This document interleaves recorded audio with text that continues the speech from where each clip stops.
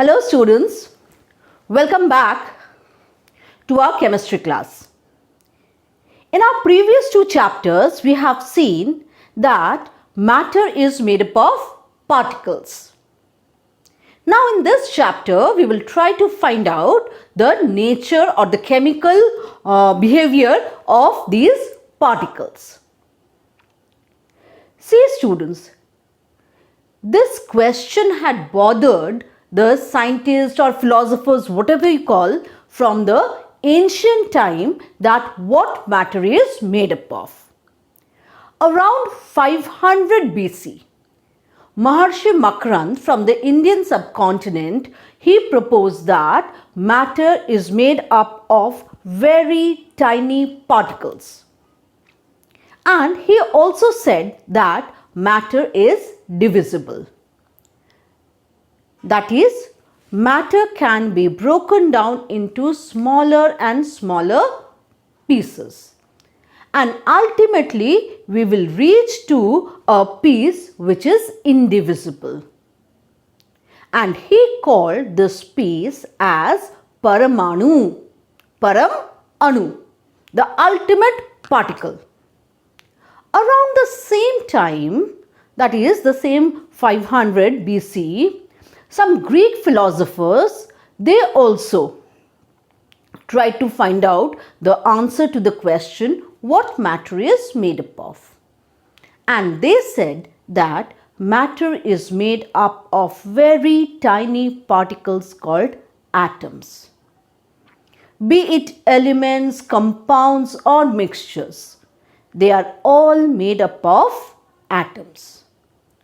But as you all know, there were no scientific laboratories at those ancient times, so there were no way to prove their theory.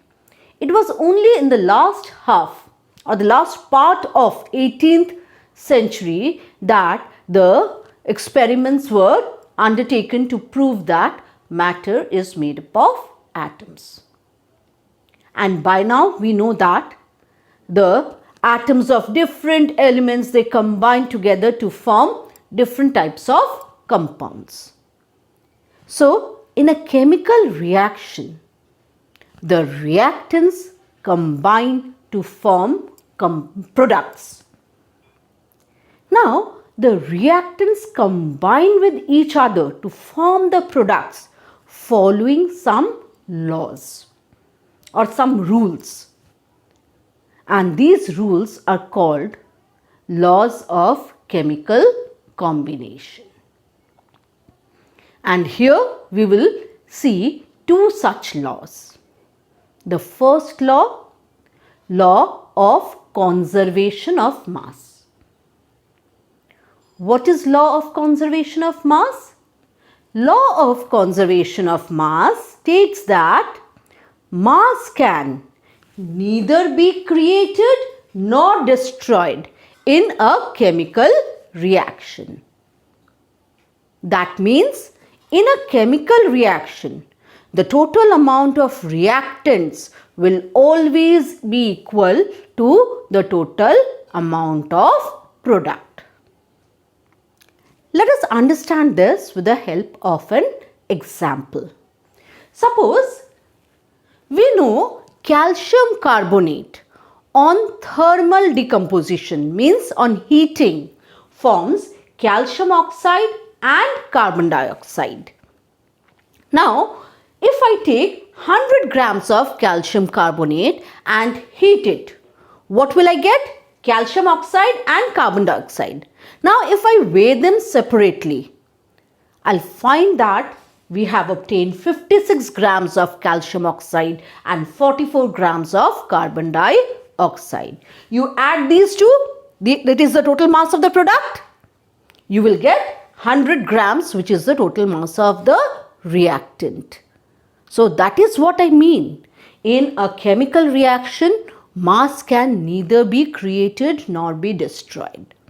Or in other words, total mass of reactants will always be equal to the total mass of products. So, this is the first law. The second law states that which is law of constant proportion, that a chemical compound, that is a compound, is always made up of the same elements combined together in the same fixed proportion by mass. Now, what do I mean by this? The first part, a compound is always made up of the same elements. Like carbon dioxide, it will be made up of only carbon and oxygen. Every time you make carbon dioxide, whether in India or America or Japan, wherever you want, carbon dioxide will always be made up of carbon and oxygen. Similarly, water will always be made up of hydrogen and oxygen. Just now I said calcium carbonate. Calcium carbonate will always be made up of calcium, carbon and oxygen. So, a chemical compound is always made up of the same elements. The second part, combined together in the same proportion by mass or same fixed proportion by mass, means the amount of, say, carbon and oxygen required to form carbon dioxide, this is fixed. You cannot change it. You will always need that fixed amount of carbon dioxide to react with a fixed amount of oxygen to obtain carbon dioxide. If you don't do that, you will not get carbon dioxide. For example, for carbon dioxide, the carbon and oxygen always reacts in the ratio 12:32 by mass to form the carbon dioxide. So, these two laws govern the chemical combinations. The next one is the postulates of John Dalton, or Dalton's atomic theory. He gave the behavior or the nature, or predicted the behavior and nature of these atoms, of which the elements, compounds or mixtures are made up of. What did he say? The first postulate, matter, be it elements, compounds or mixtures, are made up of very tiny particles called atoms. Atoms are indivisible. Means you cannot divide atoms. Atoms of the same elements are always similar in all respect.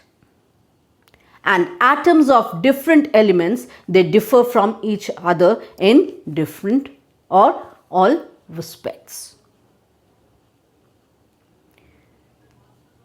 The atoms of elements, they can combine to form molecules or compounds.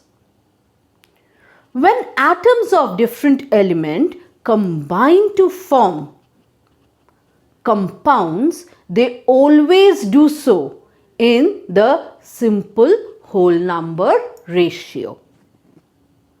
That is, when hydrogen and oxygen will combine to form water, two atoms of hydrogen will combine with one atom of oxygen to form one molecule of water. It will never do so in fractions or decimals. It will always be a whole thing combining with another whole thing to get the compound. So, these are the postulates of John Dalton in the form of Dalton's atomic theory.